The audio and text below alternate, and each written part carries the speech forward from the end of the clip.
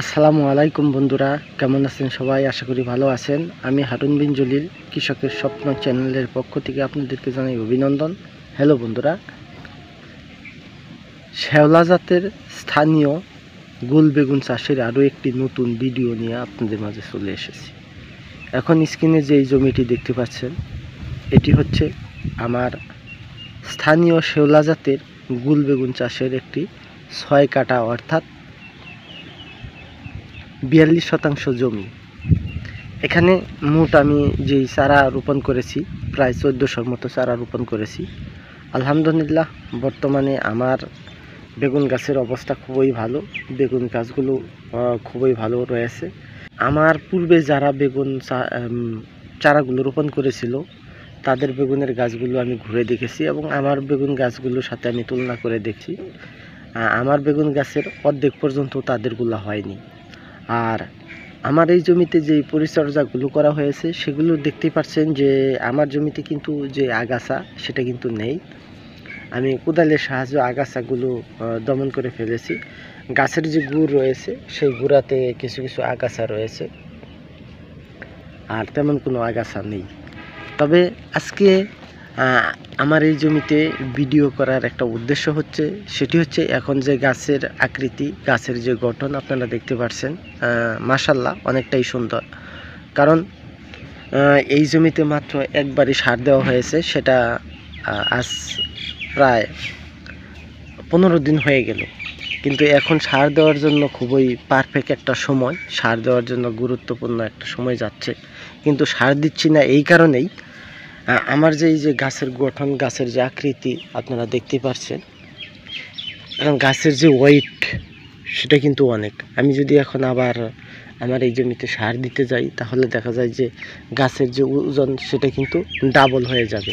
আর double হয়ে যাওয়ার কারণ গাছ কিন্তু হালকা বাতাসে বা কোনো কিছু হলেই এই গোড়া ভেঙে পড়ে যেতে পারে।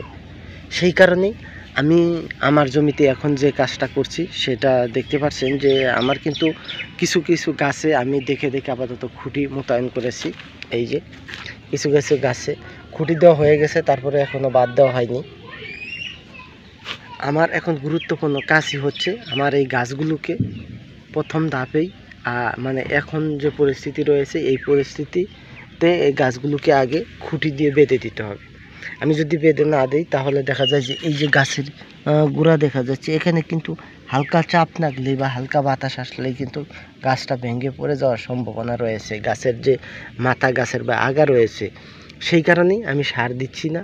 আর এই কাজটা করার জন্যই আমি সারের গ্যাপটা রেখে দিছি। আর সার দিলে তো গাছের যেই কন্ডিশন সেটা কিন্তু আরও বেড়ে যাবে। কারণ হচ্ছে যে আমি প্রথম ধাপে যে সারগুলো দিয়েছিলাম সেটা দিয়েছিলাম টিএসপি সার, পটাশ সার এবং দিয়েছিলাম ইউরিয়া সার।